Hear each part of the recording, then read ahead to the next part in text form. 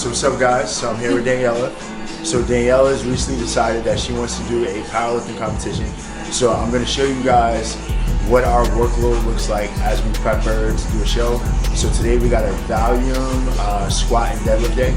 So typically I don't have people squat and deadlift on the same day, but we only train twice a week, so we got to condense it.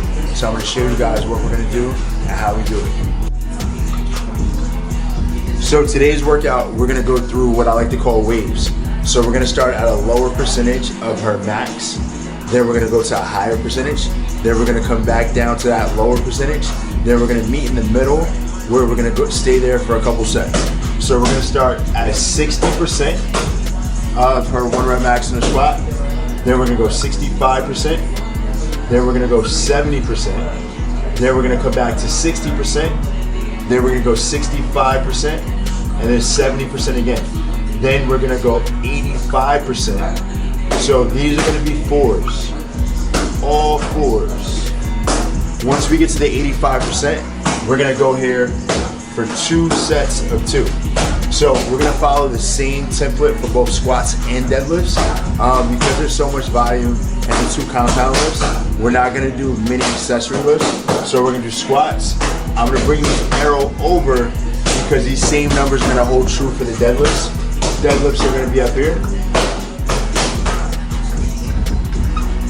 So what's gonna happen in Daniella's program, she's gonna come on another day between now and the weekend, and she's gonna do her accessory lifts like her lunges, step ups, all that kind of stuff. So today's workout, we're gonna finish with back extensions. Excuse my handwriting and my spelling. We're gonna do that for 3 sets of 8. And then we're gonna go hip thrust. We're gonna do that for 3 sets of 12. So that's what our workload looks like. This type of template, you can use this if you're trying to gain weight or lose weight, but Daniella's using it to powerlift. So we're gonna show you guys the work sets. If you have any questions, leave them in the comments and I will try to get back to them and answer them the best I can. Thank you. As a coach, as much as you may think that you're training your clients are actually training you, because everybody learns differently, everybody retains information differently, everyone's body's different, everybody has different body mechanics, mobility issues, they start at different points with their strength. So although 2 clients may have the same goal, it's gonna be a completely different journey to get them there. So every time I have a client who has a goal, it's important to me to really take the time and get to know the person, see what makes them tick, how they learn, what motivates them, what doesn't motivate them. And get Daniella more used to eating. When you do powerlifting competitions, there's typically longer rest periods. So in between each set, we're gonna take about a 2-minute rest break. And then when it comes to nutrition, everyone's gonna have different distractions in and outside of the gym. So for me, one of the beauties of this is really customizing and just tailoring the workouts and the overall experience to match the lifestyle of the person who I'm training, because that's really where you hit that sweet spot and you really create that magic and that that winning formula. If you look at any great player, the players who have had the closest relationships with their coaches in terms of just their coach understanding how to use them best have always been the most successful. If you look back in terms of like Michael Jordan and Phil Jackson, Kobe Bryant, Bill Belichick, Tom Brady, these close client relationships, these close player-trainer understandings is really what creates the magic when it comes to results. Just getting that buy-in from your clients is super, super, super important. So if you are someone who's watching this video and you're thinking about undertaking a challenge or getting a coach to help you with a goal, I would recommend finding someone that's going to take the time to get to know you and find out how to best program for you, not just give you a generic one-size-fits-all approach.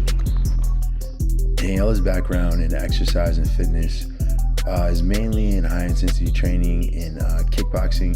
She was a kickboxing instructor, so although there are weights involved in class, she had never really dedicated herself to heavy lifting, and then a couple months prior to COVID, she decided that she wanted to start training with heavier weights. So she started working with me and she had great success, and it was amazing how much hidden potential that she had. So So a couple months ago, she decided that she wanted to do a powerlifting competition. So I told her, if you're down, I'm totally down to help you do it. You know, I'm not a powerlifting coach, but powerlifting is an element of what I use in my programming. So this would be a great learning experience for both of us. And she's done really well. So you guys been following, we went through our wave sets. Those sets are light, those really build a lot of explosion and power. Now we're going into our top sets. We're going 2 sets of 2 at 85% of her 1 rep max. So the most important thing that we want to focus on is just your form when the weight gets heavy. So we'll be very critical of Daniella's form because she's going to try to compete and you want to get those white lights.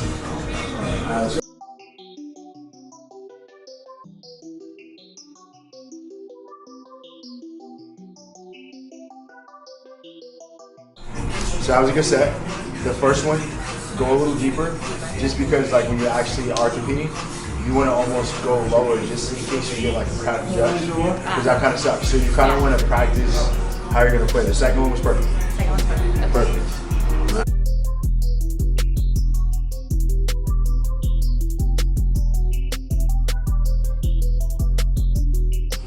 So we've concluded our squats for today.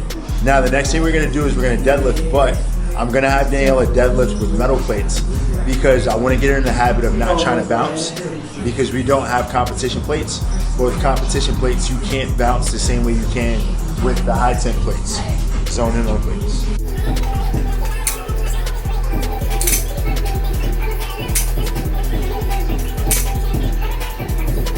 We're doing a little less volume in terms of reps on the deadlifts. We're doing the same amount of sets, just the numbers in the deadlifts are going to be different. So we're going to go 3, 2, 1. So 3 is 60%, 2 is 65%, 1 is 70. Then we're going to go back to the top of that wave, and then we're going to come back up, and then we're going to go for 2 sets of 2 at 90% of her 1 rep max in the deadlift. And then that'll conclude. Then you come back down to that original starting weight, but you'll add percentages to the back end of the lift. So you'll come back down to 60%, then you'll go to like 78%, then you'll go to like 85%. So that's a good way in the beginning for an athlete who's just getting used to pushing themselves in this manner to just build up a little bit more endurance and just build up your threshold for just tolerating the amount of volume that's gonna come on the compound lifts. So today we're doing squats and deadlifts. Typically in programming, you'll see like people like to split squats, deadlifts, bench press, strict press. They'll split those up. But again, like I was saying, you really have to tailor the training to the athlete that are going to affect their performance. So when putting together a program for someone, you can't just put a bunch of exercise together. You have to actually put thought into how these things are going to affect them. And that has a lot to do with the way you program. So as you can see here, we have 2 compound lifts. It's going to be about a total of 6 or 7 sets, 6 or 7 working sets. And then after that, we're going to go for 2 accessory movements. So this has worked really well for Daniella. I've seen great improvements in her strength, just programming it this way, not really hitting too much volume after the compound lifts, saving that for another day that she can do on her own. But every athlete is going to be different, so don't take this as law. You really got to just look at your own specific scenario and what you're aiming to do.